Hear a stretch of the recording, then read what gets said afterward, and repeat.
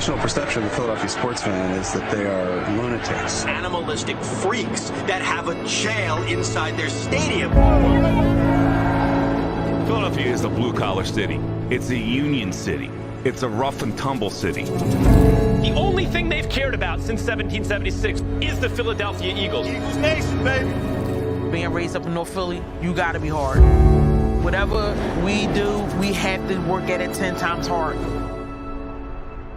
Ladies and gentlemen, the soul of the Eagle fan base, Eagles Shirley. I love my team. I ride or die for them. But they got to want to do the same thing for us.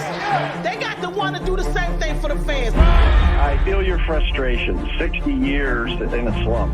Carson Wentz threw 2 touchdowns. The Eagles beat Washington. That's what I'm talking about. They don't have Wentz, they don't win the game, right? Absolutely. Run it, the motherfucking ball. Sake, run it. Wentz, he's gonna run. Wentz is out for the season with a torn ACL. Eagles' Super Bowl dreams ride on their backup quarterback. Nick Foles is now taking the lead. They lose one player, and now all of a sudden, they lay down and die.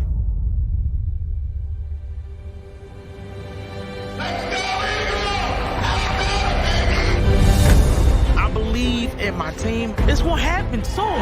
Every year I believe. A Super Bowl championship in this town is the holy grail. If I would have to go, I would want it to be during a game. Did you ever doubt Rocky? Run it! We're the city of underdogs. Buckle up. This next 30 minutes is going to be something. You ride it down with your team all the way or no way. You gotta be an Eagles fan for life. Period.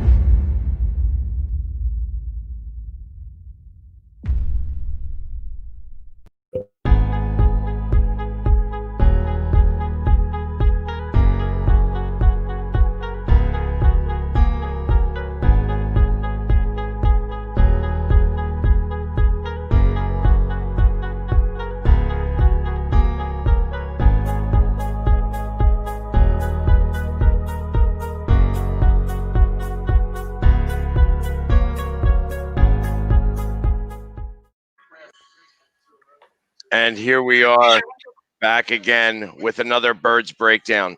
And I wanted specifically to start off with that. I wanted specifically because I felt that that really said exactly how I feel. You know, I'm an Eagles fan, you know, bleed green all the time here. Mm-hmm. And I understand what we had a tough season this year. I understand that we had a hard time and that the game didn't end. I mean, I feel like that the frustration all poured out this morning when I was listening to Sports Talk Radio. Before I get into my rant here, I'm gonna get into a rant here. I am very frustrated with everything that happened. Yesterday wasn't even that bad. You know what I mean? I didn't think, but everything that happened this morning, listening to Sports Talk Radio and listening to the media, I'm like, I got a lot to say. But John, El Parcero, Philly, Philly guy. I tell you, this is week 17, and it's been a tough season all the way around. And here we are talking about this. And like I said, you have to be an Eagles fan, period. Do or die, period. And I tell you, what I heard this morning was just downright despicable coming from Eagles fans that call themselves diehard Eagles fans. Specifically, one person who was in that movie, Shirley. I heard Shirley this morning, and I couldn't believe my ears. Saying that she's going to quit. She doesn't want to be. She's just going to be just Shirley. She's going to take away the Eagles Shirley. She doesn't have the feeling for this team anymore. I'm like, are you kidding me? We just gained, 3 picks in the draft. Like, we went from 6 to 9. And I don't care. I don't care that we don't have the guy who's going to pick the picks. Are you kidding me? I mean, oh, hold on. So we should just throw in the towel. We should just give up that pick because we don't got the guy who can pick it. Are you serious? This is my team. This is our team. We are Philadelphia Eagles fans here, and to hear what I heard this morning on 94 and to hear on 97.5, and just to hear how angry the Eagles fans are, beyond the fact that the media baps all their mouth all the time, anyways. But to hear our fans, to hear the people that love the Eagles do or die say the things that they were saying, they should be ashamed of themselves. Because I tell you what, I ain't ever going to do that. I don't ever talk bad about the family. And I don't care if I'm talking to the family. You know what I mean? I don't talk bad about the family. And what I heard today was just downright despicable. Despicable. This is our team here. This is our team. And they did what was best for the team yesterday. I don't care about the Giants. I don't care about the football team. We did what was best for us. We needed to lose that game. I don't care. I'm not a big fan of losing. So that yesterday's game was a tough game in general to watch, just in general. But I tell you, it infuriated me this morning listening to all that. I was going to call in, and I didn't want to wait on hold for an hour and a half because I had to go to work. You know what I mean? So, but it was by far probably the worst morning that I heard. And I tell you what, Doug Peterson was like, I just want to get off this phone call. You know what I mean? He was getting beat up. He's getting beat up. It's the end of the season. He did what was best for the team. And to hear everybody beat him up, I don't care what the media's got to say. The media is always going to talk bad. The Giants are crying their eyes out. Oh, we should have got it. You guys should have played the whole game. Get the hell out of here. Maybe you should have played the season. I don't care who you have and who you didn't have. Everybody got hurt. So I don't hear the fact that you only had 6 wins and you wanted to get in the playoffs. Get the hell out of here. You know what I mean? I ain't interested. I am not interested. I'm sorry. I just had to get that off my chest first and foremost. I was furious. I'm still like breathing fire out of my eyes here. I feel you, man. I feel you. And Happy what a New way Year, to start off everybody. the show. Happy 2021, ladies and gentlemen. Oh, man, if 2020 wasn't enough, welcome to 2021, huh? But now, look, I mean, yesterday was a lot of emotions. I'll be completely honest with you guys. I always like to keep it real with everyone. Like, I was contemplating up to game time whether or not like I should turn on this game because you're hearing who's playing, who's not playing. But I turned it on because, like the Philly sports guy said, like, we are Eagles fans through thick and thin. We show up and we support our birds. And I think a lot what has to do with what you're seeing, Philly sports guy, is look, when was the last time we were this dysfunctionally bad?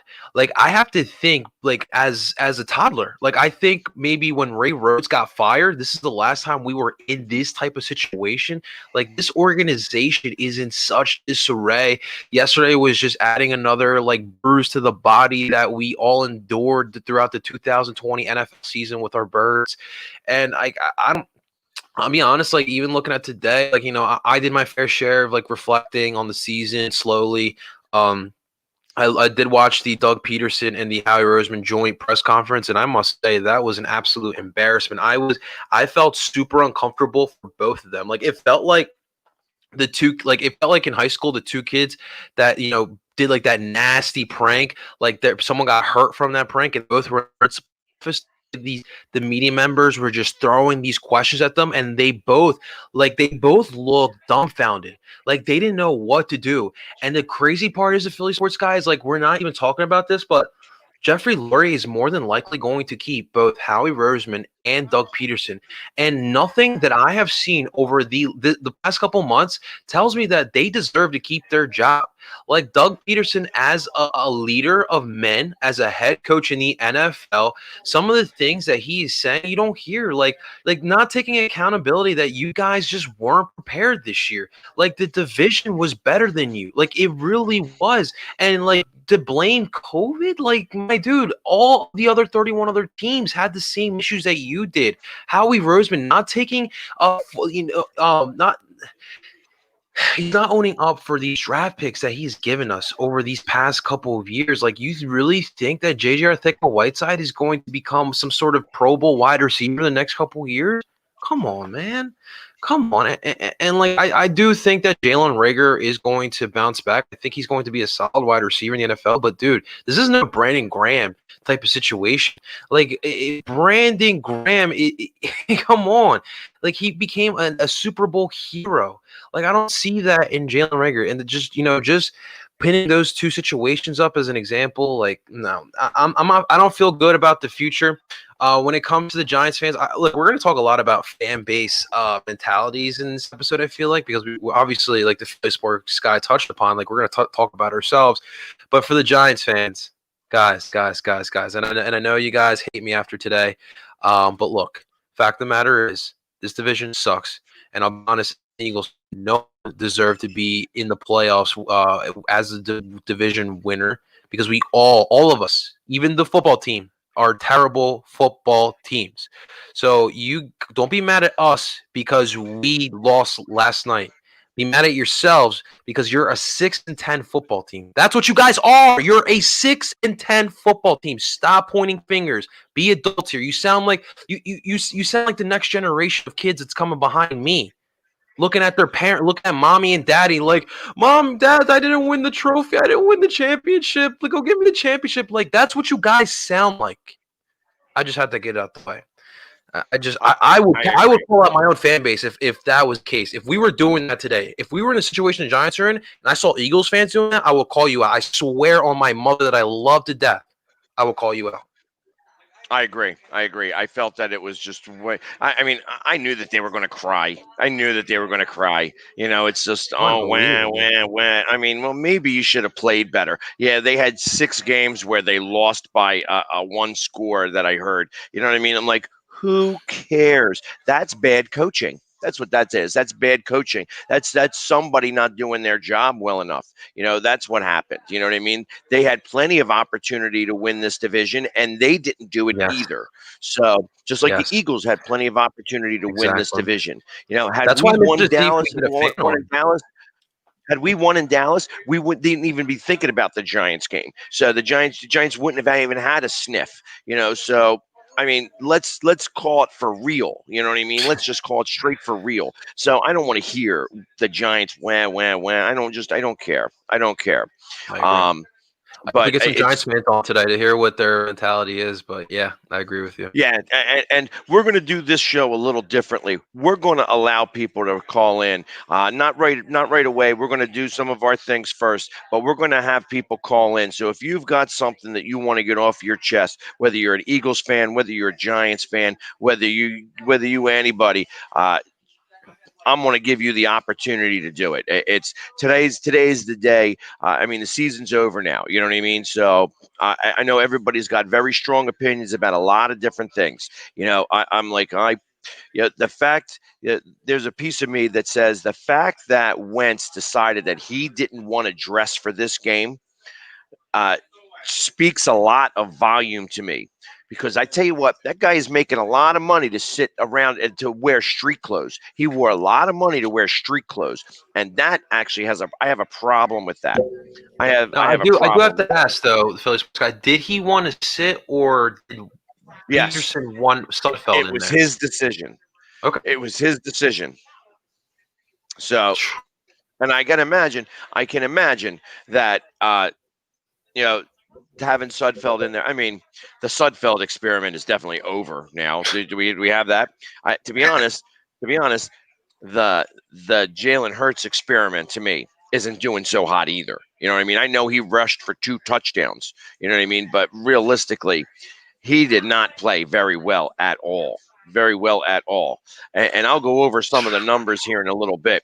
But real quick, let me do what I got to do here and do our sponsors. Obviously, we're at the beautiful Tonic Seafood and Steak. Again, this has been, they have been a fantastic supporter of the Birds Breakdown. Oh, yeah. And they are really fantastic here. It's a great location. And now that things are starting to open back up again right now, you really want to come down here and check it out. The steak and I ate the lamb a couple of weeks ago, and it's been fantastic. But the seafood tower is out of this world. So definitely come down and check it out. And of course, Wi-Fi, gluten-free, awesome internet. $55 a month, serving Wilmington and now Manchester, New Hampshire. So we are expanding here all over the place. Wi-Fi, gluten-free, awesome internet. King Creative. Let the Blue Lion tell your story. Every story's got an audience. Let the Blue Lion tell yours. And of course, Philly Sports Trips. How you see the ticker below? They're starting to get orders for the 2021 season, specifically the Vegas game. The Vegas game. Everybody wants to go to Vegas. It's going to be the first time the Eagles are going to show up there, and we know how Eagles fans like to travel. And especially, I'll still talk about it, especially after way we've been doing. This season, it doesn't matter. I'm going out to Vegas, and we're going to have a blast out there. All I ask, the Philly sports guy, all I ask when you guys go out to Vegas, I don't want to see on the news Eagles fans getting thrown out of the Caesars or whatnot. Come on, guys, let's all represent the fan base out there. But definitely have some fun. I know the Philly sports guy is going to go wild on this trip. Oh, I can't wait to see the shoulder pads and the face paint down on the strip, man.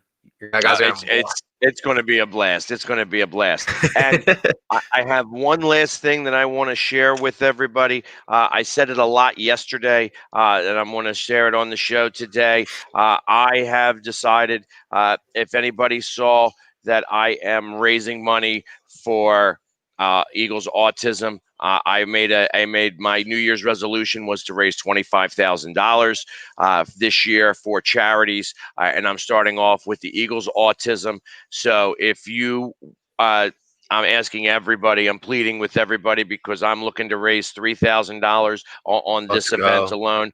I'm going to be running in the 5K with my shoulder pads and the face paint and the mohawk and the football pads. You're going to see me running in full regalia going on a 5K, and I'm not a racer. I don't run very much. So I'm going to be doing all my stuff there. I might have to train you, Philly sports guy. Yeah, I'm going to have to. I'm going to have to train a little bit there. Let's do Rocky style. I'll be Mickey. But definitely, like I said, you have the links there. If you would like to join my team, you go to the bottom link. If you want to just donate, like I said, we can do it. I'll take any amount of money. And there's going to be a number of things that I'm going to be announcing here within the next couple of days. But it's definitely something that I'm really excited about doing and look forward to doing it. Now, back. I have somebody backstage who may also have something to say about this right now. I'm going to bring him on right now as we speak.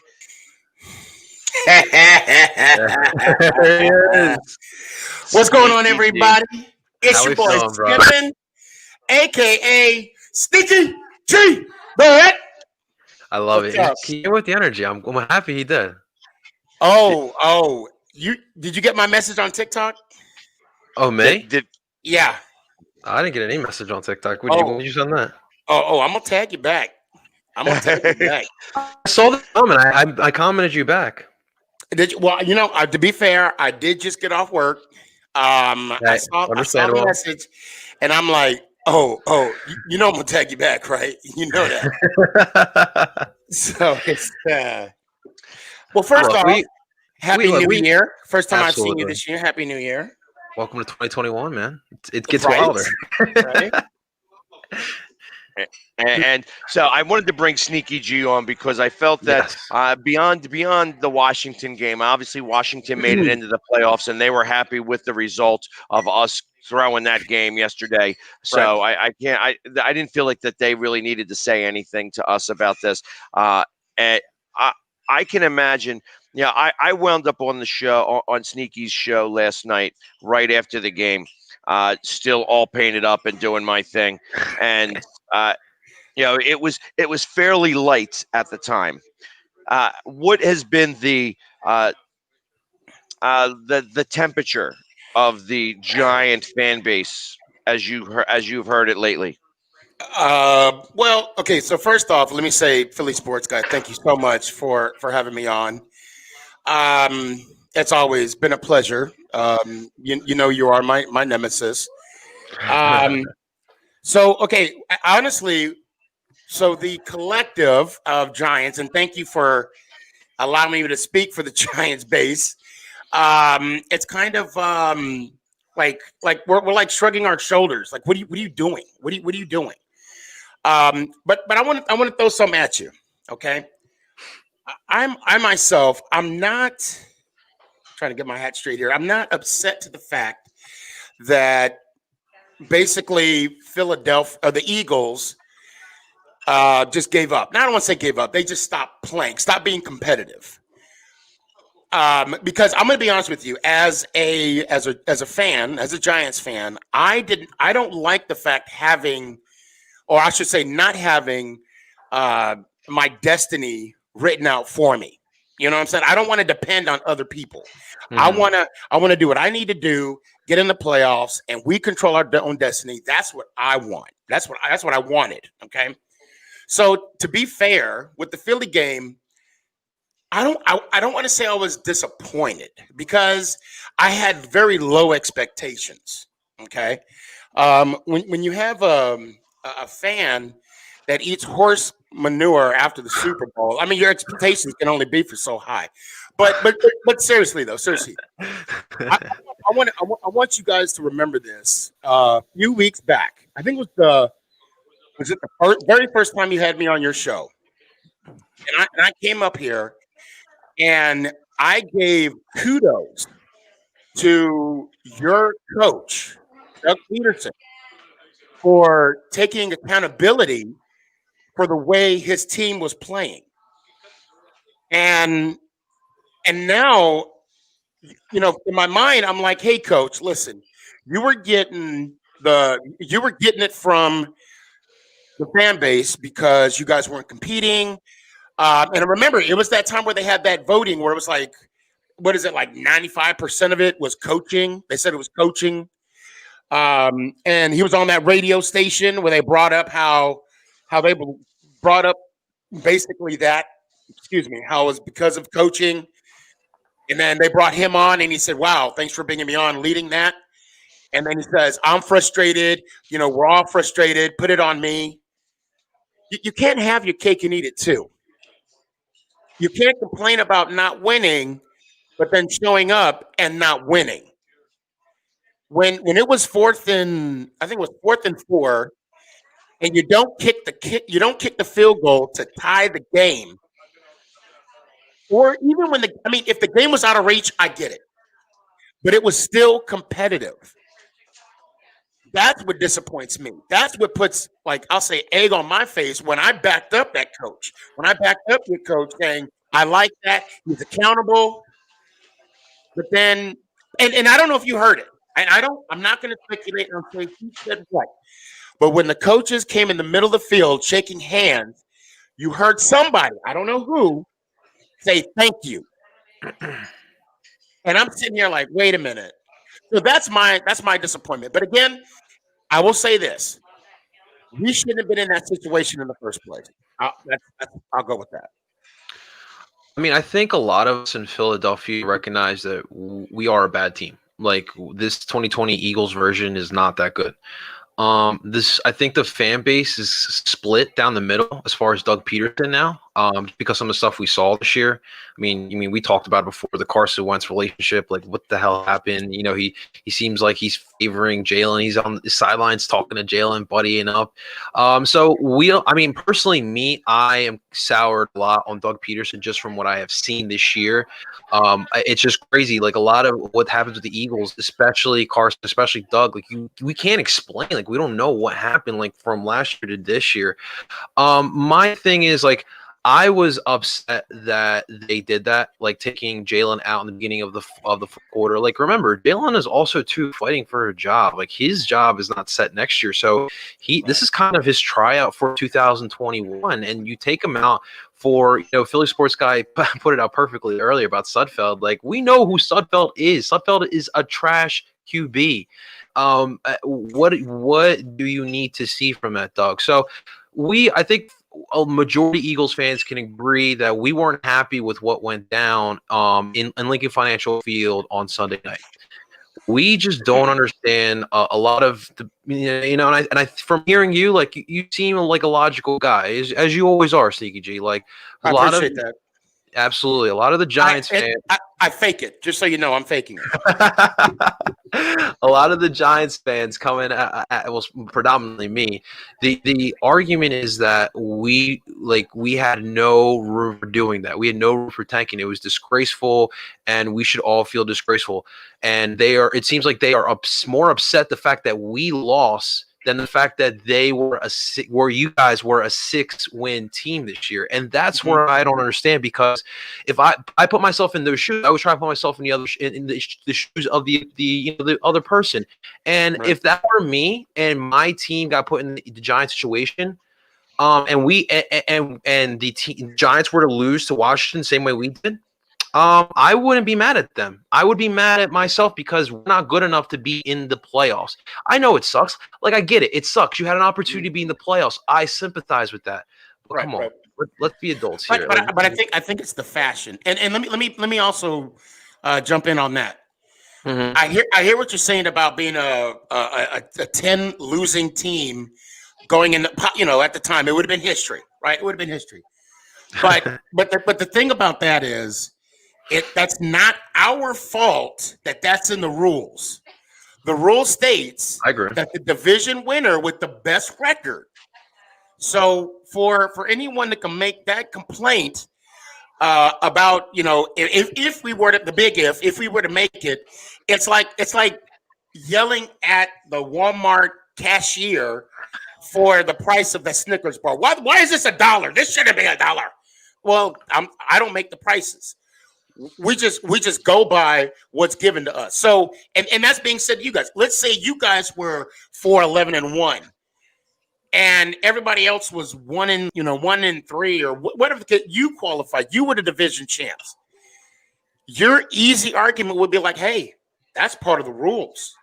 We're just playing within the rules." So I just want to say that sentiment. But it's the fashion. It's the way, and it was blatant. I think that's what the frustration is. Because I mean, people are asking me, how do I feel about Philly? And I'll be honest with you, I say, I wouldn't expect any less. I wouldn't expect any. And it's sad for me to say that, but it would have been a competitive, again, if it was like 14 or 24-10, then Jalen got put in, or the 7th string quarterback got put in from Buena Tech, like I said in my post, okay, that's fine. But it was 17-14 when they went for it on 4th down, and it was a pass play. It wasn't even a run. It didn't even look competitive. And again, I say this again, Doug Peterson was on a radio complaining about losing. And this is what, again, it's the fashion. All right, so I got to stop you. I got to stop you now. All right, because ultimately, he was complaining about losing when all the games meant something. This is the first time in a very, very, very long time that the Eagles didn't have anything to play for. They have gone a very long time since 2017, the last game of the season where we lost to the Cowboys 6-0. Okay, where they didn't have really anything to play for because they'd already won everything. So now here it is. We've got nothing to play for, and if we win this game, it's only going to hurt us. So, truth of the matter is that we did what we were supposed to do so that we could do what we needed to do. I don't care who wants to talk about whether he's going to make the right pick or the wrong pick. I want him to have the best pick possible. And losing that game would have cost us the points difference between the number 6 pick and the number 9 pick is the equivalent of a 2nd round draft pick. That's the difference. So, between a number 6 pick and the number 9 pick. So ultimately, he did what was right for the franchise.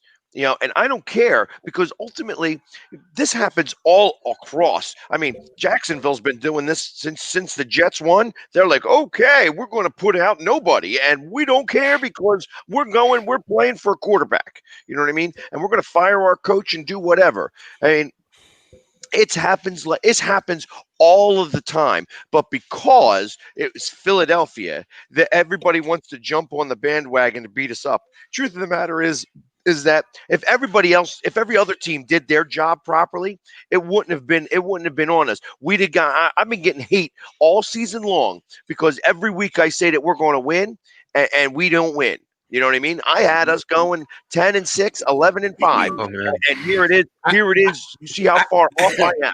I had us going 16-0. Now, look, the only difference between the Jacksonville Jaguars, the example that you gave, and what I'm giving, the Jacksonville coach did not get on radio. You can't complain about lose when it's convenient. I'm sorry, that don't work for me. I'm not speaking for anybody else. That does not work for me. If you're going to preach winning, if your culture is winning, you got and like we talked about last night, these guys are getting paid good money, and they're told to lay in the bed. That's unacceptable. Again, and now, but let me tell you this. I will say this: if Doug did not get, me and Doug, we know each other. That's why I'm calling by his first name. If Dougie and I was chilling and he did not mention or complain about losing and saying to the radio station, it's on me, then I wouldn't have a dog in the fight. You're right. Then he would be that Jacksonville Jaguar coach. But you can't lose when it's convenient to you. When 6 weeks ago you were I don't want to cuss on your show. You were I'll say itching about, you know what I want to say, itching about losing. It don't work that way. You can't lose. And I would say that if Coach Judd did that, I would say that if Belichick did that, I would say to anybody, you can't preach winning, but lose on convenience. I'm sorry. So here's what I think. We did win. By losing, we won. I know you can think about it however you want. You want, but we won by losing, and that's honest to God truth, because we won an additional second round pick by having the number 6 pick. Whether we keep it, whether we trade it, whether we do whatever. He put in my view now being the Giants fan that I am, he now gave me fuel to the fire. Because I want him to say one time about winning. I'm like, oh, you didn't care about winning in week 17? He gave. Because there was nothing to win for. There's nothing to win for. You play to win the game. You play to win. I mean, however you want. However it makes you feel better about yourself and the Eagles and fan base and all that. Again. You can't preach about winning, and you can say he won by losing. No. The win goes in the win column. You and I both know this, and that's just, to me.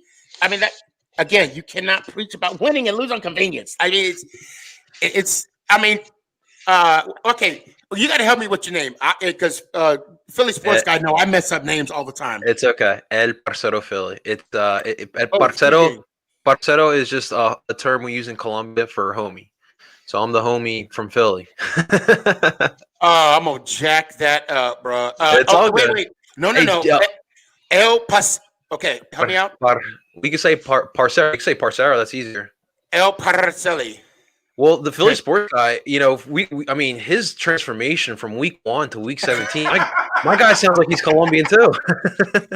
All right, Philly. Let me Philly sports guy. Let me hear it. Say it one time. Say his name. El Parcero Philly. Hey, look at that! I love the rolling R and everything. Yes, sir. Man! Now I'm ready to take him to go meet some Colombian women. We'll wait for the off-season tour. I'll definitely get stabbed. He will probably have his own village. He might have his own village.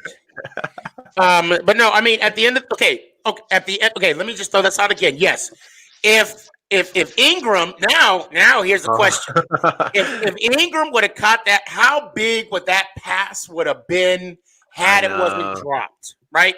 And Philly sports guy, you're right. We should have handled business on the field. We should have.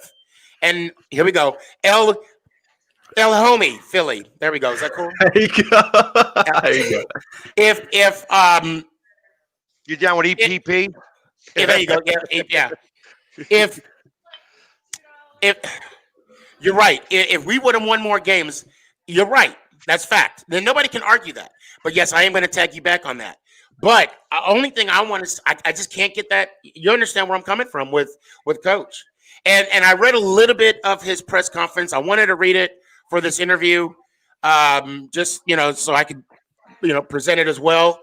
But the bottom line, I mean, that's just it. I mean, we should have won games. And I mean, did y'all see the tweets of all the Giants players? I know, Saquon. Yeah, that's not. Yeah. Yeah, like Eli talking like Eli, like Eli could win something against the Eagles. He stinks out loud, against that bird. So I don't want to even hear what he had to say. It's like, you know what? Guess what? It's a rivalry for that reason. Had they done their things right, you had 6 games that you guys lost by 1 score or less, right? Yes, that tells me that's a coaching problem. That's a coaching problem. I mean, I would say that'd probably be more of a discipline problem because of, penalties. And I'm not even gonna say the refs, but because we gave the refs a reason to call those to throw those penalties. So, and then fumbles, interceptions, and there's an interesting stat that I found out today about Ingram. Matter of fact, I heard we're gonna trade Ingram for Ertz. You guys get Ingram. So, no, you guys get Ingram and a $5 gift card to Walmart, and we get Ertz. So, they're out of 12 interceptions that the Giants quarterbacks threw this season, 6 of them were caused by Ingram. And that's not even including the fumble that he caused in San Francisco or against San Francisco. He's got a lot of hate over there. But, guys, Matt, can you imagine what the first Giants and Eagles game is going to look like next year? To beat the security. And I'm going to knock on wood. Hope we get fans in the stands because that'll make it a little bit more entertaining. But this rivalry already had the fire. But next year. Oh, it already grew. Grew. This is a California wildfire now, gentlemen. I mean, I still hate the Cowboys more than anything, brother. Else. Amen. But I hated the Eagles and the Washington both the same, but yes, now Philly did bump up a little bit, and it's just going to make it that much funner. Oh, you mean like then they should name the team Haskins then? Oh, I did it. Well, CKG, I have another question for you. So, go ahead. How would you feel if the Giants were in the Eagles situation? What would be your take on that? If the Giants were to be the team that was out of the playoffs and lost to the team that would help the Eagles get in the playoffs? Well, we were in that situation last year. We were in that situation because you guys had to beat us to get in. That's and right. If you guys would have lose, Dallas would have won. And we competed the whole. We had nothing to play for. Yeah. We didn't put in the 7th-string quarterback from Buena Tech on the Giants. And I mean, and again, we were in a completely different situation. All right, let's keep it real. Pat Shermer was on his way out. Pat Shermer did not go on a radio complaining about losing, and thus we competed. I mean, and Barkley did play play the majority of the game. That's right. Jones played the whole game. So I mean, I guess that answers your question. This is true. It's just that every year we're in like a wild, wacky race to try to get into the playoffs, especially the last 2 years, that you just forget how we exactly did it. Right. Oh, I believe it. So I'm going to move a little forward here and talk about inside the numbers like we normally do. And the couple of things that really stood out to me that were really above and beyond, that the best passer on the field yesterday was Greg Ward with 118.8 passer rating. But, make him the quarterback.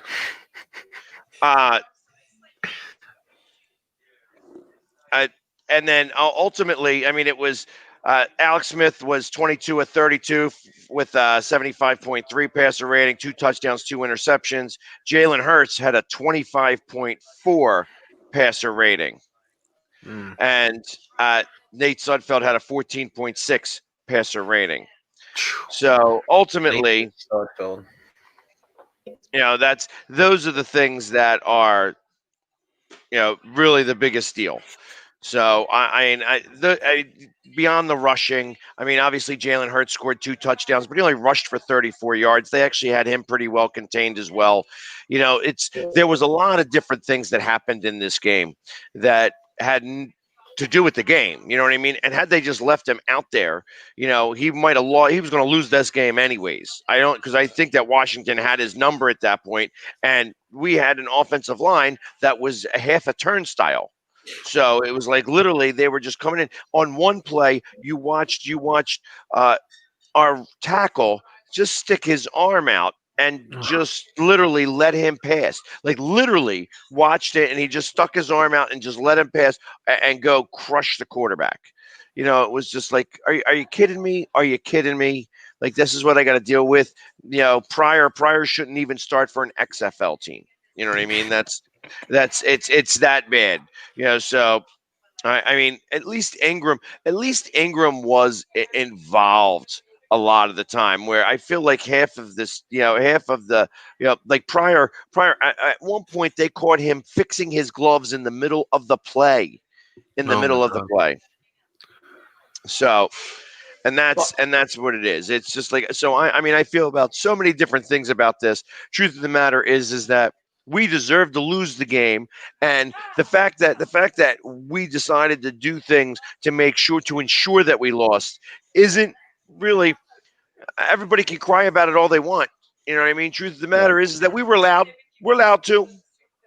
We wanted to lose and we lost, and that's okay. And like I said, I wasn't excited about this game. This was the first game in a long time that I really had weird emotions about, just because I knew I wasn't going to get excited or anything. And ultimately, that's what happened. It's okay. Well, we are what we are. So after I'm sorry. After the game, the Giants game, you came on and you said you're an Eagles fan now, and I said, well, yeah, whatever. I kind of like didn't want to say yes and didn't want to say no. And you wanted me, and there was like you had this certain energy to you, right? And I caught it right when you said, let me hear it one time, and I'm like, no, you got to win first, and then you'll hear it. And I told you if you didn't do it, they weren't going to win. And what happened? I said it was going to be your fault, Sneaky. Like I was saying. And then I asked, I said, hey, well, Philly sports guy, do you think you would win oh my God. See, I told you, LPP. LPP. Can I say LPP? Can I say that? That's fine. All right, LPP. This is what your homeboy said. See, what happened was, that's not how it went. It's not how it went. Because do I think that they're going to win? And I was like, well, hold on. It took you 15 minutes to say well. Well, I said well, and because I was putting out what I thought was going to be, and then he jumps right in. He didn't even give me 2 seconds to breathe. He's like, I said well, and then of course, who did I mention? El Parcero. Who did I say? Who would you have thought that I would have said would have been the catalyst in the win for this game? Was it Jalen? No. Quez Watkins. Oh my God. Yeah. How can I forget that one? That's who I said. I said that Quez Watkins, he would be the reason why we would win, that he would score 2 touchdowns and blow past the receiver. The problem is that Jalen Hurts doesn't have an arm. He doesn't have an arm. His arm is weak sauce. Yeah. I was surprised to see that, and here was another thing. I wrote down a couple of different stats that had nothing to do with the game. But so I'm going to go over the scores for the Eagles in the first half of the season and then the second half. First half of the season, I'm going to run through them quickly. 17, 19, 23, 25, 29, 28, 22, 23. Those are the first 8 games. Then you go to the next 8 games. 17, 17, 17, 16, 24, 26, 17, 14. That was pretty telling right there that the second half of the season, we couldn't seem to get off of the number 17 at all. But here was the other thing that really stood out to me. The last 4 games in the second half, 7, 6, 0, 0. That's how many points we scored in the second half. 7, 6, 0, 0. And ultimately, we should have beat Dallas. We saw how you guys beat Dallas. It wasn't like Dallas was that hard to beat. But they were up for that game, and then they got blindsided by the Giants because they were sniffing themselves at that point. They had won 3 of 4, and they went into a Giants team that was actually a little bit more ready to play them than the Eagles were. But I want to talk about the coaching staff trying to do everything that they can to win. The week before against Dallas, when Jalen Hurts was struggling, they should have put Carson Wentz back in again to see if he could make the difference. And who knows? Maybe that would have been the catalyst that they needed to go and beat Dallas, because that game was still winnable, even with 8 minutes left in the game. To maybe throw him in there, put them back in, which is probably the reason why. And we haven't even gotten into any of that yet. On like, hey, what's going to happen with the quarterbacks next week? And listen, I did put up here just to let everybody know. Anybody who wants to join, you can jump on the StreamYard. You have to be, you need to have your camera on and your microphone ready to go before I can bring you on. And I want you to be over 18. I have Dylan here. I'm going to let Dylan come on. I don't know if he's a Giants fan. He's probably a little under 18, but I'm going to let him on anyways. Dylan, welcome to the show. What up? What's going on, Dylan?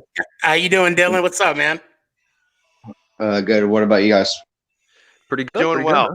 Doing well. Living the dream. So, Dylan, what are you? A Giants fan, an Eagles fan? I'm an Eagles fan. So what did you think about all of this stuff? I mean, you've been listening now for 45 minutes. What were your thoughts? I kind of, I had a weird feeling that we were going to lose, but when they had Ertz and then they got Kelsey out and they still had a defense, and I was mad because why would you still have Ertz in and take Hurts out? Well, because who else you're going to have in there? I mean, they really didn't have anybody else to put in at tight end at that point. I mean, Rodgers was out and Goddard was out. I don't know. I think he was also COVID. So I know that he was on that list. But I think so too. I think everyone can see the writing on the wall that Ertz's time at Philly is probably done, and I think that as much as we think that Doug seems to be like a complete idiot this year, he softened up, and he probably just wanted to give Ertz that last, hurrah! Thank you for being an Eagle, and you're going to kill you in this final game. You know what? I don't believe that. I'm not a firm believer that Ertz is going to disappear. He's still under contract. It's like, is somebody going to take him? You know what I mean? You can't just keep cutting guys. Like, we're going to have a lot of cap hit if we're going to just cut everybody. Where are we going to get the money to have anybody come in? So, you don't think anyone out there would want to trade for Ertz at all? Like you just heard, Sneaky G's willing to give up the bank give up everything for Zach. Hey, $5 Walmart gift card, baby. Bring him. I definitely think that there's a market out there, but yeah, I mean, you can't cut pretty much. I think I did hear. I think we can cut Malik Jackson and who was the other guy I saw? I forgot. No, Hargrave can't even be cut. No, we can't. Yeah, we screwed ourselves over with that contract too. But I mean, I think Malik's time is definitely done. You really haven't gotten that production we thought we would get from him. I wouldn't mind getting rid of Nickel Roby-Coleman. I don't know I don't think his deal is anything substantial, but he is not what we thought he would be either. I looking at the rest of. I mean, obviously Peters is definitely gone for sure. How much dead money is Wentz? Next year he would account for $34 million on the books.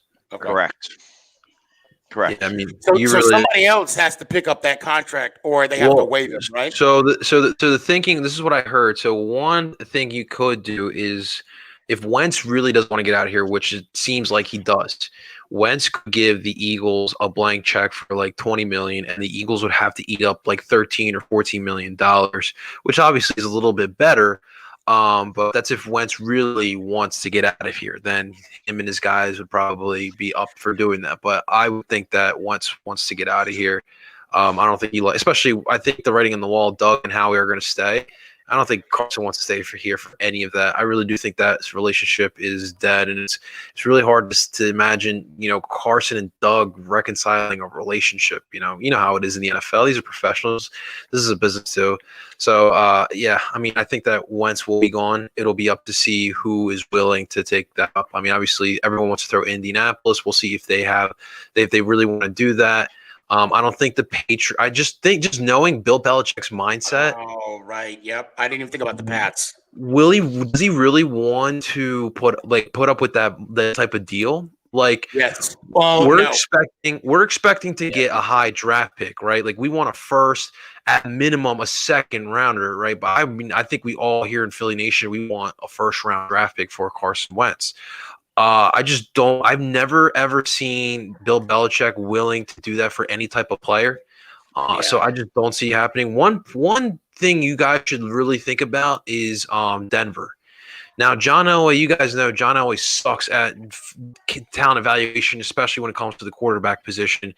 John Elway could be desperate and be like, I'm going to lose my job if I don't figure out this quarterback situation. So he could be looking at this Carson Wentz thing and wanting to go out and get Mr. Wentz. But yeah, that'll be interesting to see. That's really what we're all going to be looking for.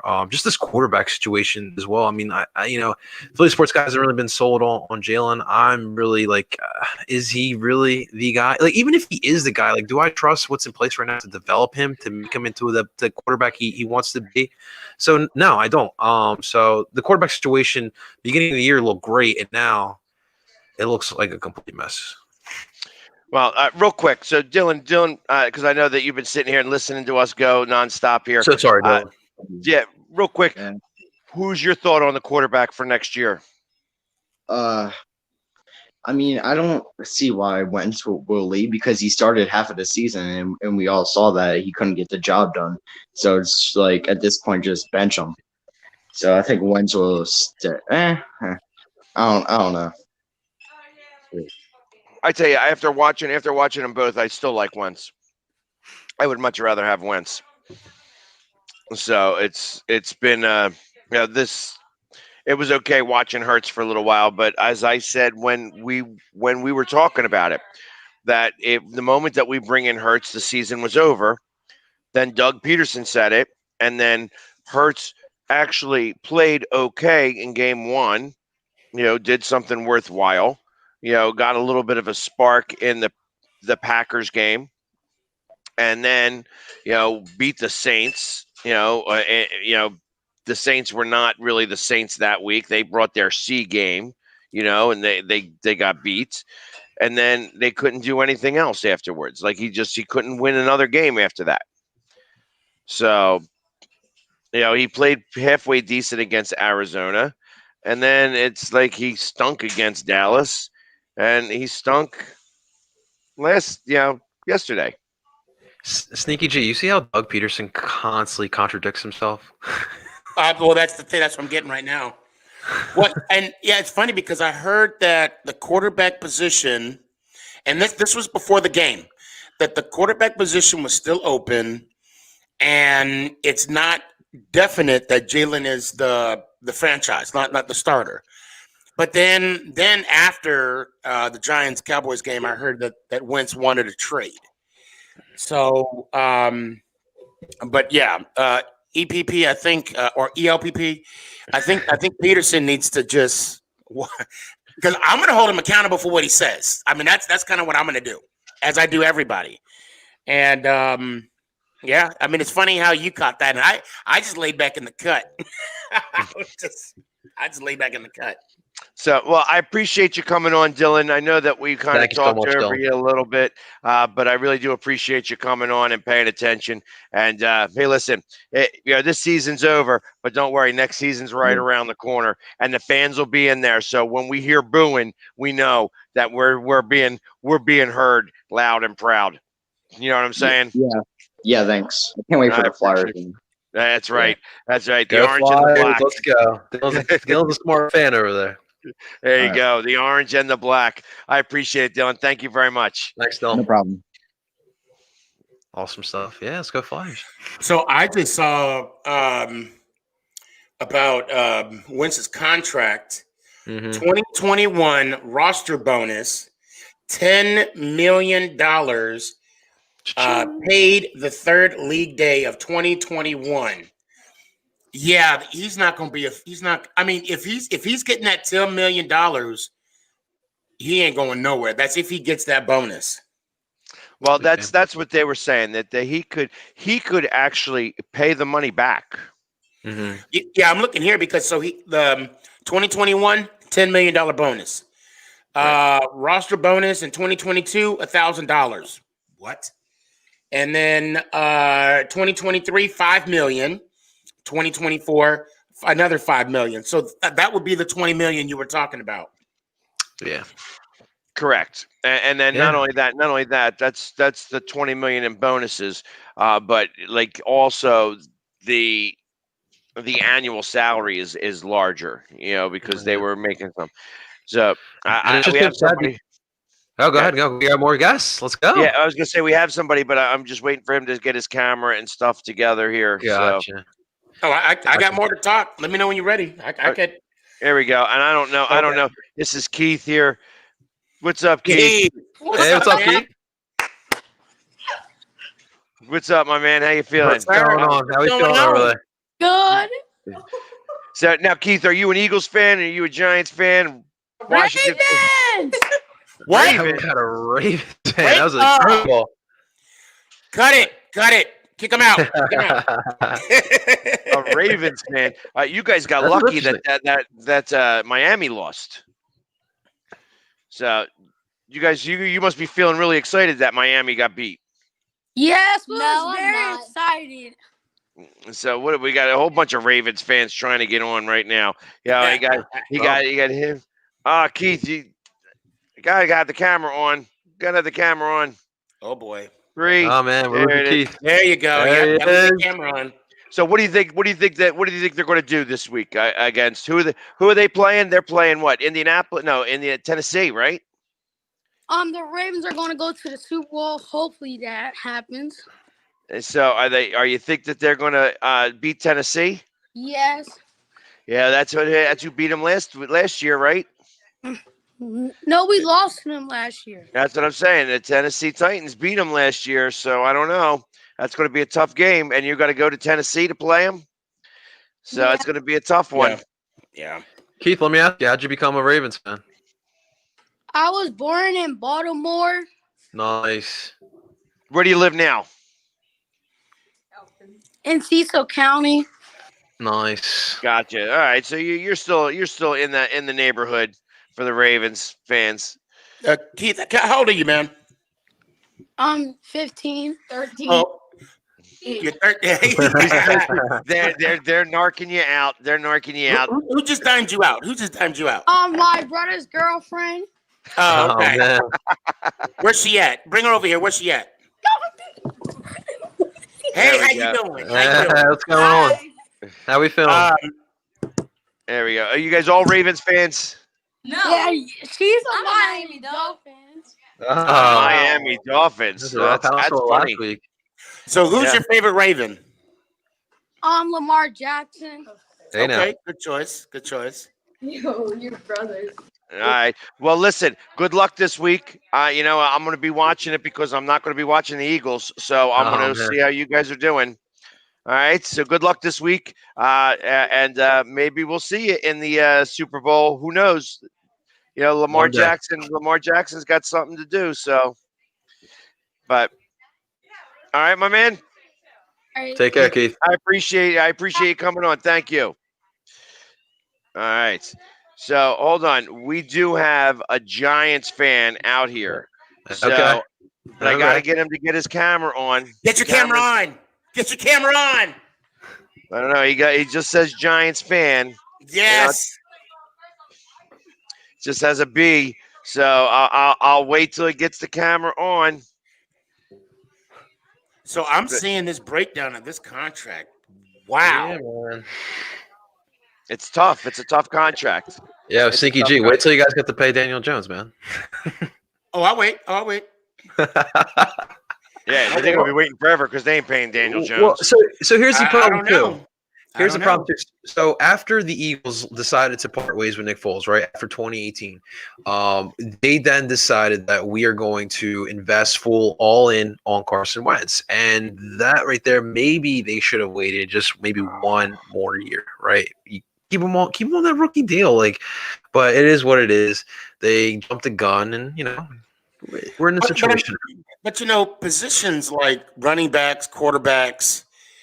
I mean, there's and even I'll say wide receivers. I mean, it's a diamond in the rough. You're not going to find a 6th rounder like Tom Brady every year. It's not going to happen. Or, for example, remember Rich Gannon back in the day when he was a free agent, went to the Raiders, took him to the Super Bowl. And even Warren Moon. I mean, who remembers Warren Moon going to the Minnesota Vikings? Yeah, right. 5-time in a row CFL Cup champion, Grey Cup champion. Going to the Vikings and perform. I mean, I can't argue about them Canadians right now because them Canadians know how to play. Especially since Singleton showed exactly. He had a lot of heart. Here we go. I see a Giants fan, and he had the camera on. He's just working it out. I think he's close. He's close. He had to get the Giants shirt on to make sure. As he should. Here we go. We're going to bring him on. He doesn't have the microphone on yet, but we're going to get him shut. There he is. Let me see that hat. Yeah. That's what I see. My man. Got to turn your microphone on, buddy. That guy has a lot of class right there. A lot of taste. I like his taste, his style. What jersey we got on? Who's 99? Chris Canty? No, Williams. Williams. Let's go, Giants! Woo! Hey, he's obviously a Sneaky G fan. He's a Sneaky G fan. He don't know who I am.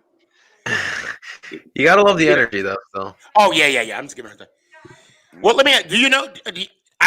How that sounds really bad to say. Hey, man, do you know who I am? No, I'm not gonna say that. That's not. No, but he just said, "Let's go Giants." Oh, you know what I mean? I figured that's kind of what he did. Yeah.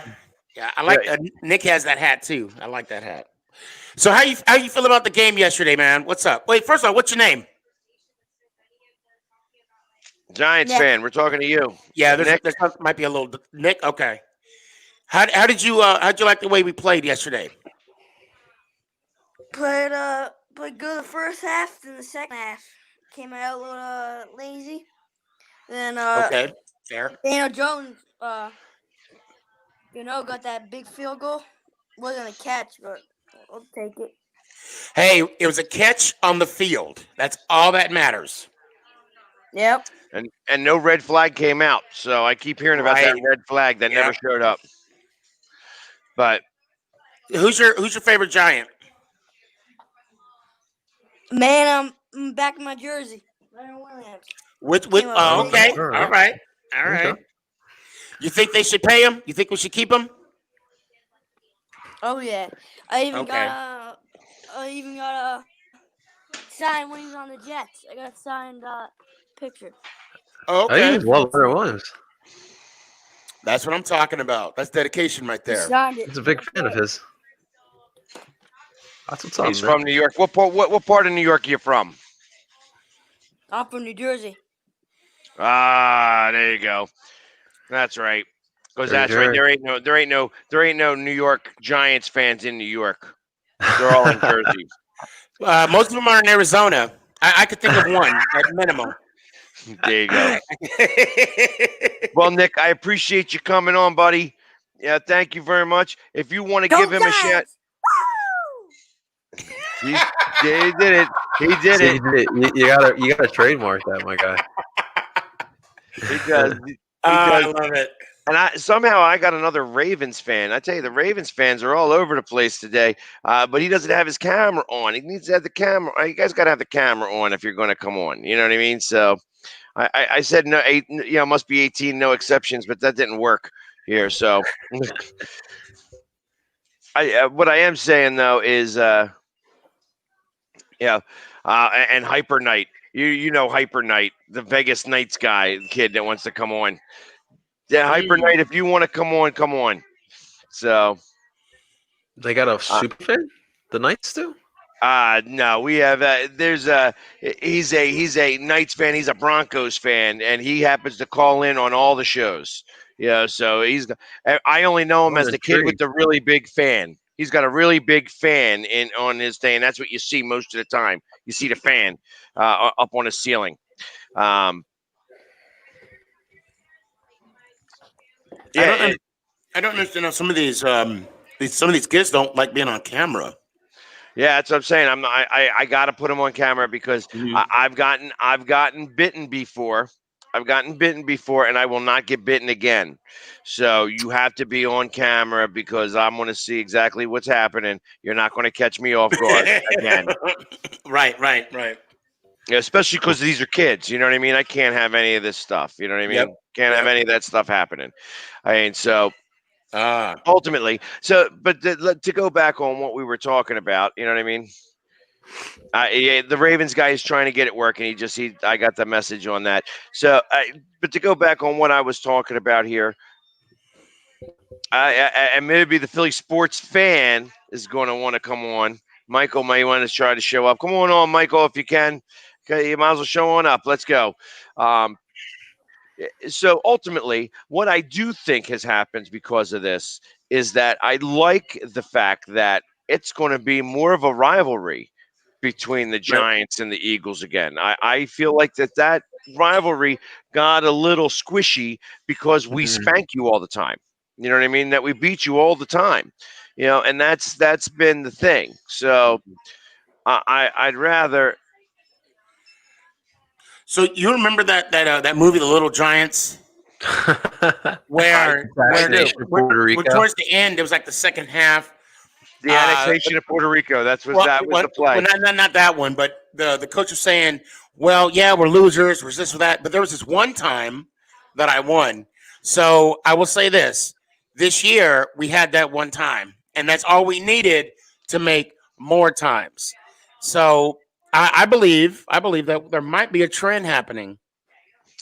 Yeah. We end your streak, and we'll start a new one. Yeah, it's called the streak of one. You won one, and I mean, let's see. We saw you win 2 Super Bowls in the last decade. Well, yes, you did. Not in the last decade. It's like 14 years. Well, yeah. This is a new decade. I mean, by what? 2 years. Sure. Now oh my God. But I'll take them. They both feel the same way as the first one and the second one did. If not better. If not a little bit better. And I had to root for you in the first one because no one wanted to see the Patriots go undefeated. Nobody. So, here we go. So there's somebody from Raider Mode. What should our teams work on in the off season? Tight end. Tight end. Is that all you guys are gonna say?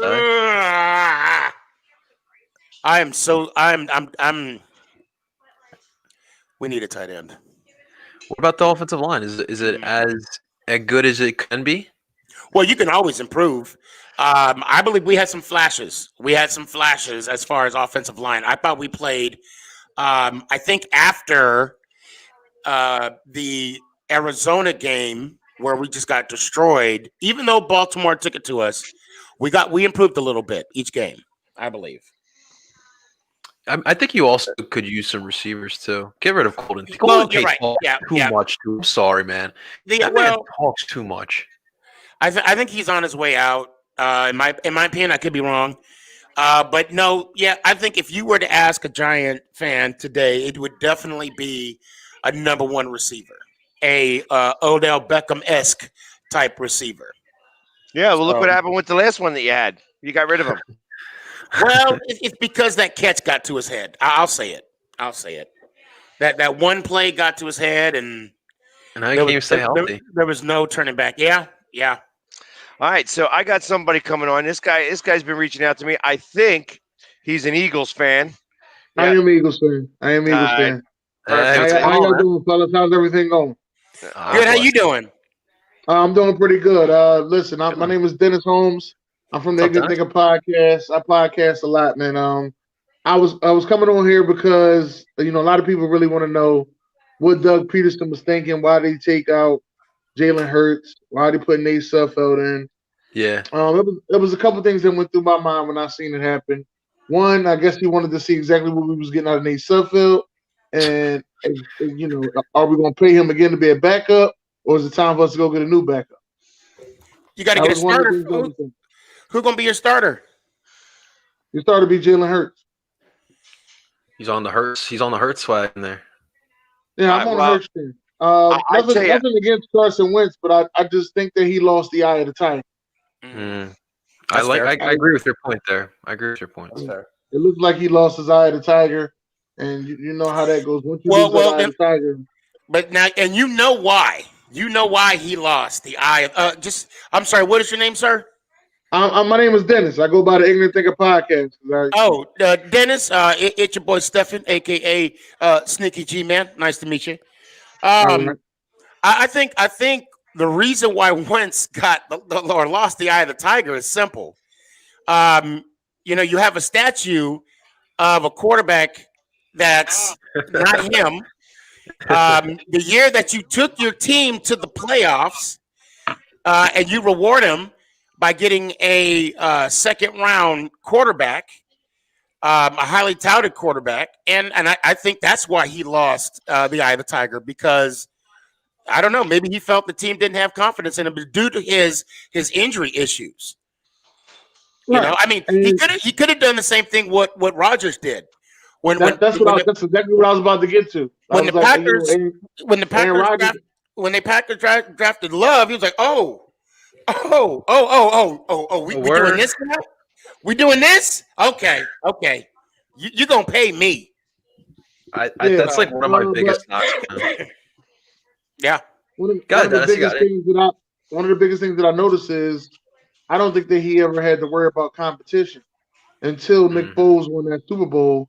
And after Nick Foles won that Super Bowl, the competition level went way up. And that was kind of a lot to him. He had to worry about no QB competition before. But you don't need. He already won y'all the division. He already won. He took you to the playoffs twice before after the Super Bowl. I don't know what competition he needs. Well, actually, he didn't take us to the Super Bowl after he didn't take us to the playoffs at the Super Bowl. When he got in, you're right. It was Foles again that took y'all to the playoffs again. And honestly, we may have been a catch away from maybe repeat. Possibly. I was at that game. That game is what spawned the Philly sports guy in the way that you see him now. I was there. Alshon Jeffrey missed that ball or it went through his hands. He actually put me in the video. They had me in the video that he did apologizing to Philadelphia for missing the ball. Yeah. So I don't blame Alshon for that. Now, before I get out of here, it was a question I wanted to know. Do you see? I'm glad that Jim Schwartz is out. Let me get that part out of the way. I'm happy. I agree. I'm happy for that. But do you feel as though it's time for Howie to go, or do you feel as though Howie needed some help? That's why they hired Glenn Dorsey. Well, that's a good question. Actually, I feel like that they hired Glenn Dorsey because. So, listen, Jeffrey Lurie and Howie aren't dumb. They're not dumb guys. You know what I mean? So, and they see like he knows that he's made those mistakes. So it's one thing. You never see Howie talk. Howie doesn't ever come out and do the press conferences like Doug. Doug's the face of the franchise during the season because that is he's the one that's got to go out and face the media. Howie hides. He doesn't hide. He just doesn't have to talk. So the truth of the matter is that when they see what's going on. They know that they're not blind to it. You know what I mean? Howie is really good with the contracts, and he's got a method to his madness. Sometimes that method sometimes he overthinks it. I think that's what's happened over the last couple of years. But when you think about 2017 and 2018, those were all Joe Douglas's picks. You know what I mean? They had Joe Douglas here. And everybody says they blame Howie for those picks, but Joe Douglas was the one that made those picks.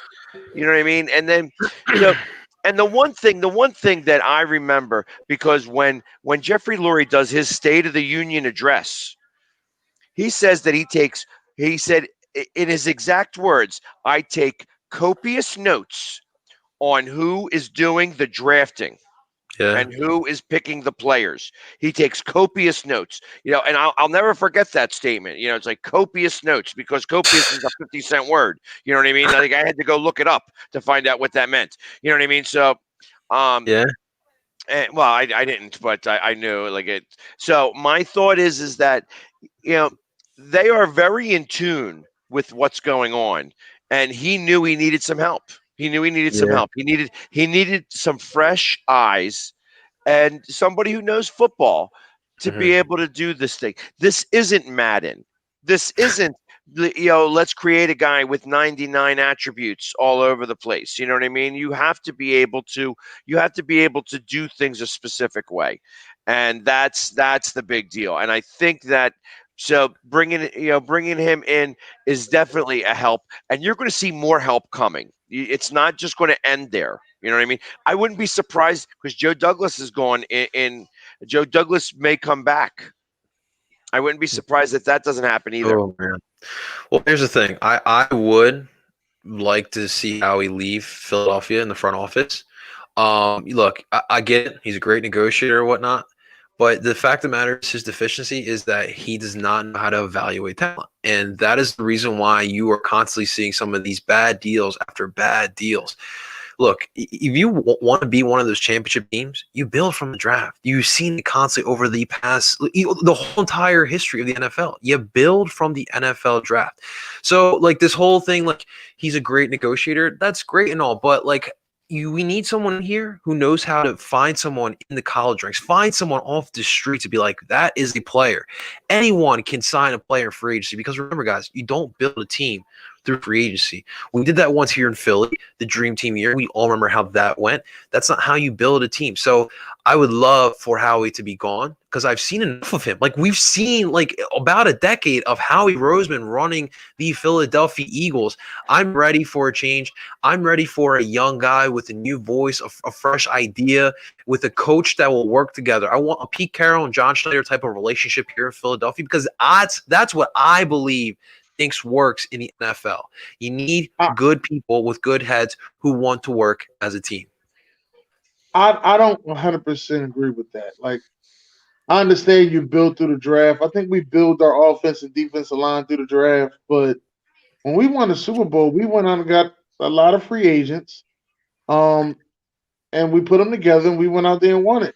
For the last 2 years, we've been taking practice squad guys and making them into starters for the last 2 years. So we found people on the streets, and we went ahead through the draft, and we went through free agency. I think the worst thing that we're doing is, like you said, these contracts. We got these humongous contracts, and that's one of the worst things that we're doing, because now we're over the cap. Yeah. But I think we'll fix what's going on with the cap. That's one of the things that I know that Howie is good at. Dennis, I don't want to get away from that point, because I'm glad you brought that up. But here's the thing. In 2017, what Howie was able to do was find the missing pieces. I think in 2017, you still had a really good young nucleus. Obviously, Carson Wentz was in his second year. You still had Zach Ertz, Lane Johnson, Brooks, Well, Brooks was actually a free agent that year. Sorry, Kelsey, but you still had a good young. A lot of the players that are still here now, they were a lot younger then, and they didn't have a lot of wear and tear.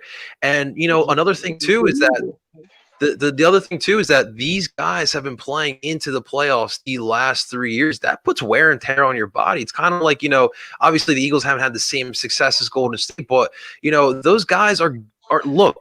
Klay Thompson can't stay healthy. Draymond Green is dealing with injuries, and Steph is out there one man by himself because those guys were for 5 years deep into the playoffs. That takes a toll on a lot of players' bodies. So if Howie was able to find to draft a Justin Jefferson, draft a DK Metcalf, draft linebackers, draft better secondary players, you wouldn't have to go out there and rely on free agency. I'm gonna be honest with you.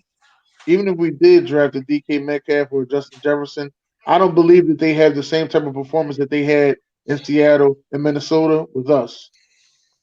Because as you can see, it's taken Howie a while to give Jalen Reagor his own plays in the playbook, which I thought would have been easier. I thought he would just give him the Deshaun Jackson plays. To be honest with you, that's also Doug to give him the plays, not Howie. I want to disagree, but I'm going to agree with one of your points. You did bring up that Super Bowl year about how you guys, picked up a lot of free agents to propel you guys into getting that Super Bowl. Right. L'Garius Blount. Yes. Blount. Thank you. That was a huge pickup. I was really upset with Reese for not signing him because I think he was the difference maker. And why is that? Because they knew how to utilize his talents. So, but I disagree with what you're saying about Metcalf. Metcalf is a beast. He is a beast. We don't. I'm gonna let you go. I believe, right? And now I believe that Doug Peterson would put him in a situation to make him successful, like they did with L'Garius Blount. Now, I'm not gonna say y'all gonna make it to the Super Bowl. I'm just saying Metcalf would be successful. Metcalf would be successful with the Eagles, if not the same. I don't think it would less. He would play even less, but I think he would be as successful, if not maybe a little bit more. Maybe. Injury issues. Let me go back to your point on Metcalf. Wide receivers coming to Philadelphia as rookies don't work. I don't want us to sugarcoat or nothing like that. It just don't. You got a couple that actually do make it out. You got a Deshaun Jackson, a Jeremy Maclin, but before that, we were picking wide receivers as downtown Reggie Brown, Freddie FedEx Jackson. Freddie FedEx Mitchell. We got to be honest. I've been an Eagles fan for 29 years. Have we the best wide receiver we had is Deshaun Jackson? I gotta be real. We did have T.O. for a second. I'm talking about the draft. We drafted. Gotcha. I think I can count on maybe two hands how many Eagles or how many players, the wide receivers the Eagles have drafted. Like we can even go back. Tommy McDonald, Mike Quick.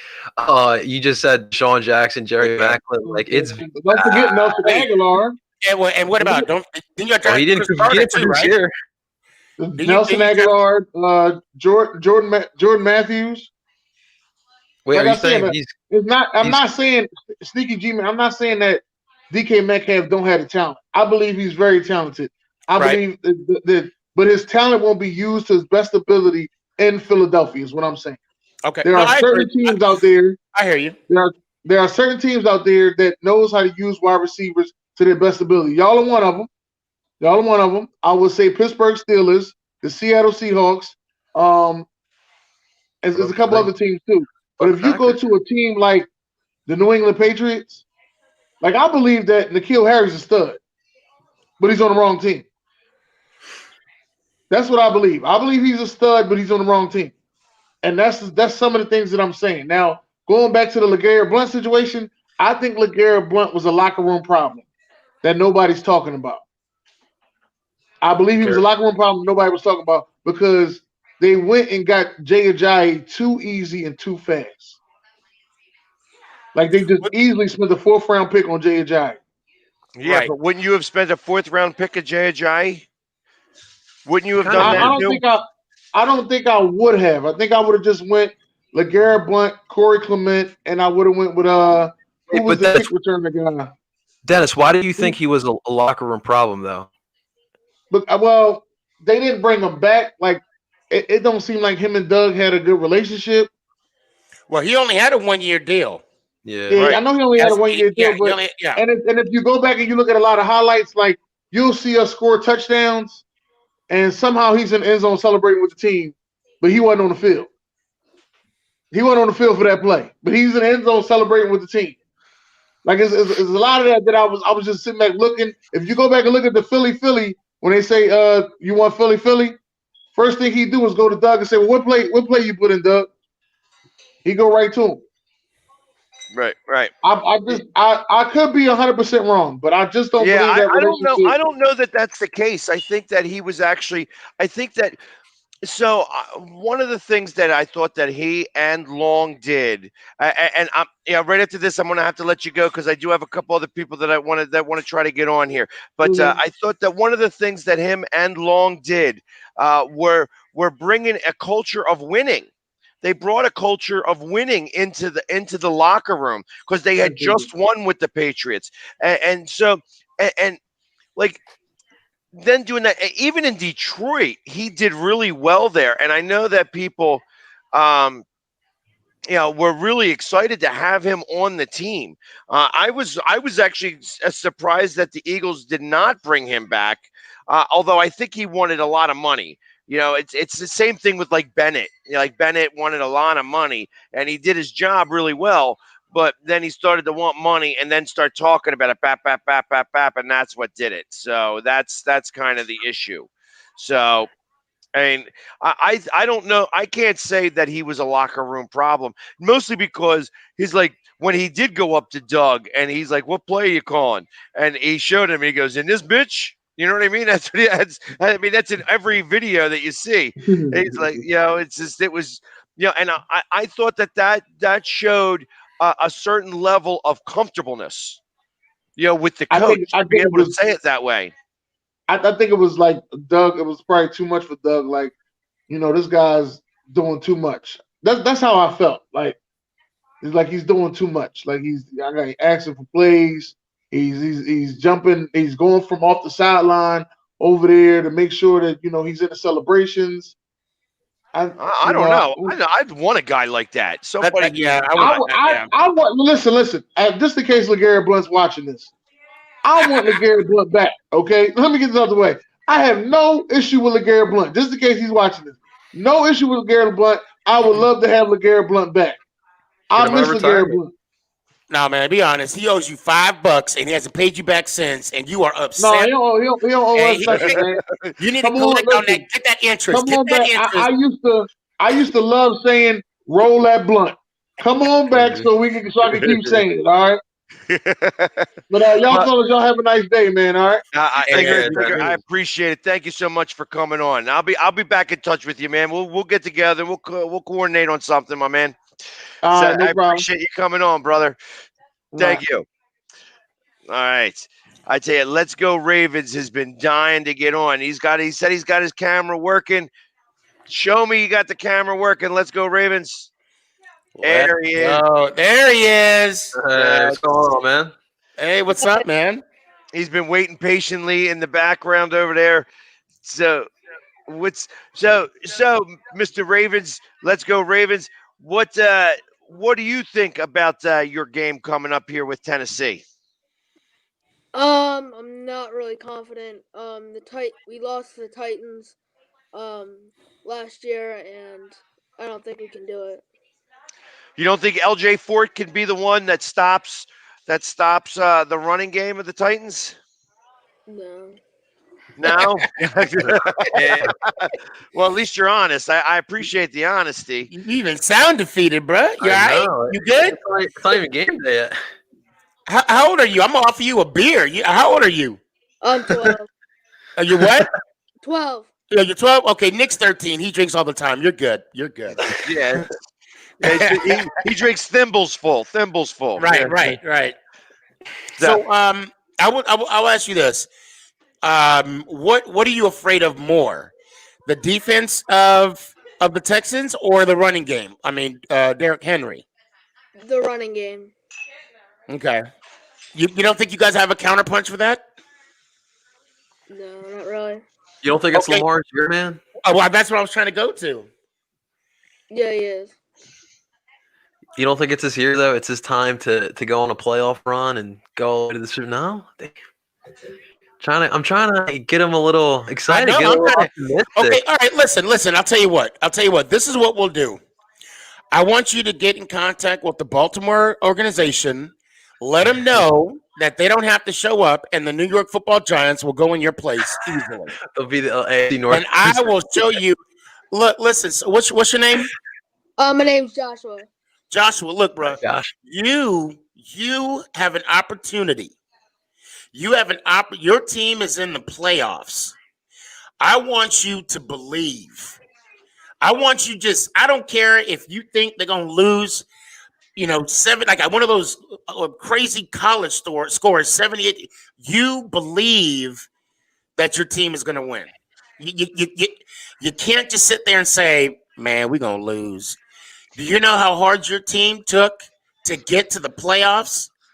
Do you know how hard your team got to make you as a fan proud of them? Josh, as we say here in Philly, trust the process, my guy. Trust the process. As I say, yeah. Listen, a famous, wise, smart God by the name of Michael Strahan said this. If you believe it, it will happen. Believe, my friend. Now, he said if you believe it, because he had that big gap in his teeth and he couldn't really say believe really well. Man, Stinky, you don't even get John Running up in here. Huh? Actually, I think he owned John Runyon most of the time. So yeah. Those good battles, though. There was some good battles. You got to get hyped, bro. Your team is in a spot that other teams would just love to be in right now. You're talking to two fan bases right here that would just love to be in the playoffs right now. But man, we're terrible. We're both terrible. We're more bad. Speak for yourself. We actually went undefeated. We just lost 10 times. That's all. Oh, Josh, I would say to the Ravens fans that are listening, you guys can thank us, Eagles Nation. If you guys remember, we did trade with you guys a 32nd overall pick. Was that 2018? 27? No, it's 2018, right? That's right. And you guys were able to draft your Lamar Jackson, and now you guys have a franchise QB. While we don't even know if we have one, let alone two QB. So enjoy, guys. That's it. All right, Josh. Well, I appreciate you coming on. Good luck. Thanks so much, man. Yeah, good luck this Thursday. Or this Thursday. This Saturday. I think you guys play on Saturday, right? I'm not sure. I have to look at the schedule. All right. So he doesn't even want to know. That's how bad it is. He doesn't even want to know. Josh, believe, bro. Believe. All right. Well, thank you coming on, Josh. I got enough time for one more caller coming on. Good luck this week, Josh. I appreciate you coming on. Thank you. There we go. And we got one more guy coming on the show. You know, he is a local favorite. He comes on. He does a lot of TikToks. He's always doing Sneaky G's little a little thing is outro all the time. The Philly sports fan. Sports fan. What is going on, Mike? How you doing? What's up, Mike? What's up? How you doing? So I was honestly last night sitting there watching the game. I'm like, all right, we win, we lose. I didn't care either way. I was watching Sneaky's show because I wanted to see his reaction if we had won. That's why I was. I was numb one night. I was just like, oh wow, it's fourth quarter. And then when I heard him say they put Sudfeld in, and I'm like, well, why Sudfeld in? What happened to Hurts? And personally, I wanted to come on here and ask you guys what you think of it because I don't agree with it. I understand we wanted to lose for the draft pick. We need the top 6 or top 10 pick, which we would have still had the 9th pick. But it's good we have the 6th pick. But you could literally tell by the way we played what Doug Peterson did is that we were tanking, and I think you should have kept Hurts and just see how it played out. So I was really disappointed to see that Sawtell came in, but I wanted to come on and hear your guys' thoughts on it. I mean, I think everyone knows I'm not for tanking in the NFL. But I think the Eagles have gotten me to the point this year where I just don't care anymore. That's kind of how I felt last night. I just didn't care at all, just because of what the Eagles had given me in 2020. But I'm like, look, it's just you just don't tank in the NFL. It's just how I was brought up as a football fan, and like it is what it is. But like, it's just crazy how like the next day, like Eagles fans just wake up to like Giants fans coming down our throat, and we're just happy the season's freaking over, right? And then like we wake up to like one Giant fan after the other coming at us like we were the ones that were dressing up, tanking the game for us, like, right? Like we had no control over this. Well, because they turn off their phones, they turned off their TikTok, they turned off their IG, so we had no choice but to retaliate towards you guys. Oh wait, I have a question for Philly Sports Guy. I would love to see you spell frugiferous. Oh, what the? Can I get the origin? Remember, because he used that word. What did you say? Or was it frugiferous? I didn't say. What did you say? Oh, see, that's how bad I am. Hold on. What was? I was about to say, Philly Sports Guy. We're not copious. journalists. Yes. Please spell that. Copious. Ding, ding, ding. There we go. We got a winner. Yeah, I'm a good speller, not frugiferous though. I had no idea what the hell that word was. That's in my dictionary. That's the Sneaky G dictionary. I'm sorry. NFL spelling bee. We should do it. We should. No, I will say this. Because I'm going to use this as a cheap plug. I will say that the Eagles losing cost me $100 because I am running a 5K race in May for Eagles Autism, and if the Eagles were to win, Sneaky G was going to be kind enough to donate $100 to the cause, but since we didn't hold up to our end of the bargain, I only get $25. Yes, but so it cost me $75 of donation to the Eagles Autism. And if anybody else would like to donate money, you have both of you could join my team and run in the race, or you could just donate.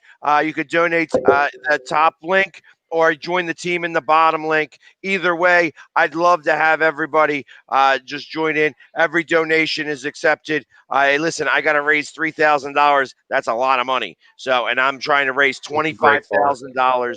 $25,000 this year for charity. I don't like to quit anything. So when I do a New Year's resolution, it is more for me to do something good. I resolve to do something good for the community because I'm not quitting anything. I like to drink. I like to eat. I don't smoke. So there we go. But so, yeah, there's my cheap plug, for why the Eagles, the Eagles cost me some money. So sorry to cut you off. I've been wanting to do the Eagles Autism Foundation for a few years. Like, obviously, not like do a charity or nothing for it, but like participate in it. Now, in order to be on your team or somebody's team, do you have to donate to them? Like, if I want to participate with you, do I have to donate to you? Like, No, so you would go to the link. You'd go to the link at the bottom, and you may have to register, and registration is $50. And then you'd be able to raise money with 50. Now, I'm not 100% certain because this is the first year I'm doing it as well. So you'd have to go to that bottom link. But I think that if you go to the bottom link, you would be able to and fill out all the stuff. You're able to run in the race with the Philly Sports Guy crew. And that's who it is. And we got the Eagle Demon going to be with us. He's part of the Philly Sports Guy crew. I'm probably going to talk El Parcero into running with us. Since he's a soccer player, he knows how to run. We're starting get training. Sneaky down to do it with us. Yeah, I don't think Sneaky's running very far. Uncle Sam pays me not to run, so I'm good. There you go. Yes. He ran behind me doing his little dance during my video, that one video. I tell you, I still laugh every time I see it. And which y'all don't see, I was out of breath after I should have stretched. Stretching is key, my guys. But so also I want to mention that next week we are going to be doing this. Next week will be the final Birds breakdown, but we're going to have a panel. We're going to have the end of season panel, similar to the way that we had it at midseason. We're going to be getting some of the old guests that we've had come on, some newer guests as well. I'm trying my best right now to even try to get a football player on, even for just a few minutes. I'm trying to work out everything I can and pulling every string that I have, which is not very many, but I'm going to be pulling them as best as I possibly can to see if we can get somebody to come on for a few minutes and talk about it. But the Philly Sports Fan will be part of that crew. Sneaky G, you're not going to be part of that one because we're going to be talking solely Eagles, and I don't want you tainting it with your blue. My feelings ain't hurt at all. Okay, good. I appreciate that. I'll have that big old poster, with the guy. Yeah, and that's I ain't having that on my screen, not even a little bit. So, but yeah, so that's definitely going to be happening next week. I know people have been asking and such like that. So I want to make sure that let you know that we are not done. This isn't the last one. We are going to have one more, and it's going to be a big panel and such. So I'm going to do. I know, Michael, you just got on, but we're running close to like an hour and 45 minutes now. So I want to start to wrap it up. But I wanted to bring you on to let everybody know that you were going to be part of the panel next week. To do that and stuff, and we're going to get everything hopping and stuff like that. In the meantime, Sneaky, why don't you give a quick shout out to where people can find you and stuff? I really do appreciate you coming on, giving the Giants point of view and everything. It's been a lot of fun. Hey, yo. I appreciate it. Again, Philly Sports Guy, thank you so much for having me on your phone, on your podcast. LPP, it's good to see you. And yes, I will be tagging you back. Ladies and gentlemen, you can find me. I hate to say this, just Google me. I mean, I'm on TikTok, Sneaky G-Man 11. I am on Instagram, Sneaky G-Man, Twitter, Sneaky G-Man, Facebook, Sneaky G-Man. Did I say Instagram? Yes. Oh, and Snapchat, Sneaky G-Man. The only thing that's different is TikTok, Sneaky G-Man 11. Everything else is Sneaky G-Man. Also on YouTube, I have two podcasts. Truce podcast. That's RUCE. That's where you have myself, Cowboy Hippie, and Clary OG. And I also have my podcast, Make It Count, the Sneaky G podcast. Both are on YouTube. Both are on Anchor, Spotify, iTunes, Apple Podcasts, even I think on MySpace too. It's on there as well. AOL, for all those people that are still on AOL and Commodore 64, dial in, all that good stuff. Gotcha. So, like I said, I really do appreciate you coming on. Like I said, when I was down in Dallas, I got to spend some time with the big man over here, and it was a lot of fun. When you get to you get to really know somebody when you have like $200 worth of barbecue in front of you. You know what I mean? You get to do a lot. You get to know a lot about somebody. And it was him for $200 at this barbecue too. I want to say it was like we had 4 hours. We were eating it because we got there about noon, and I want to say it was about 3:50 when I got back in the car. And I won't lie, I out-ate him. Yes. Whoa. Yes, he did. Yes, he did. I gotta eat with you guys then. Shit. Yes. Like I said, this is a lie. This is a lie. That's all I gotta say. That is a lie. All right, fellas. I mean, but go ahead, Jamie. I'm sorry. Go ahead. Yeah. So, and like I said, I really do. And Michael, I appreciate you coming on. We'll see you again next week, Michael. You're going to be coming on and doing, like I said, you're going to be on the panel with us. El Parcero. It's, dude, it's always a pleasure, man. This been a long year. It's not only has it been a long year, it's been really like I said, this one started to this one show started out really frustrating for me. I think I scared a couple people out of the restaurant here initially when I started to do my thing because I was really hot and frustrated, and just being able to talk this out with you guys has made me feel a little bit better. Just get rid of some of the frustration that I had, because it's like I said, I know that Eagles fans everywhere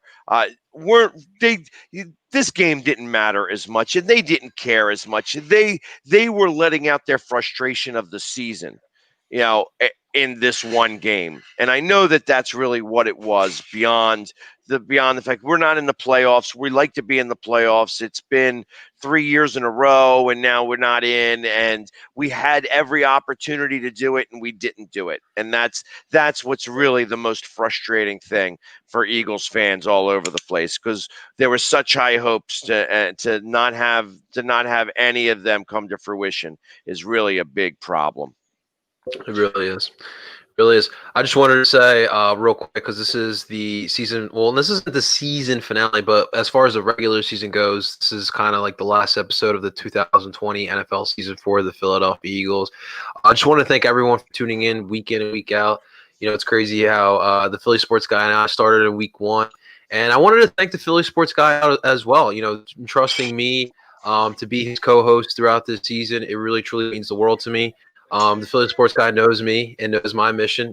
I want the city to be a 5-for-5 city, and I love the Birds as much as anyone here in Philadelphia. And for him to allow me to come on and be his co-host really truly means the world to me. So thank you, Philly Sports Guy. Thank you to someone like the Philly Sports Fan for allowing being some sort of support for us. And of course, thanks to Sneaky G Man. We have great alliances with the other fan base, especially in the NFC East. And Sneaky G Man, you truly are a class act, my man. And I can't wait to talk to you in the future. I gotta get you guys a shirt. I already got one. Well, I know, that's what I'm saying. Y'all gotta be 20 one night. So yeah, that's at dresscomfy.com. There you go. I gave them yes. Oh, and also thank you to 3 a.m. Water. It is the hydration for the go-getters. So 3 a.m. Water. If you guys want to sponsor somebody else, I'm the Philly Sports Guy, just in case. Hey, I like it. If you're a go-getter. Yep, hydration for the go-getters. It's on the butter. There you go. There you go. Perfect. Water.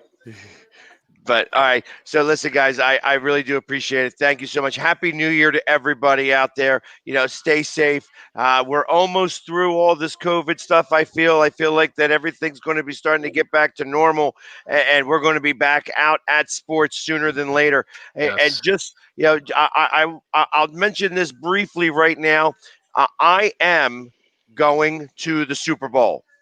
I'm not going to the game, but I'm going to be down at all the festivities at the Super Bowl. I'm going to be going to the parties dressed up as the Philly Sports Guy. I'm going to be going to all these parties and doing interviews right on the scene. I'm going to try to get as many of those people out there as I possibly can.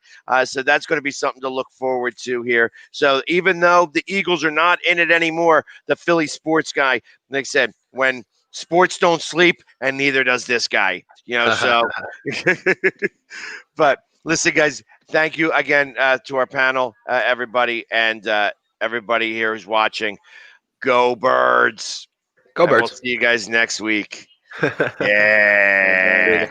Good night, guys.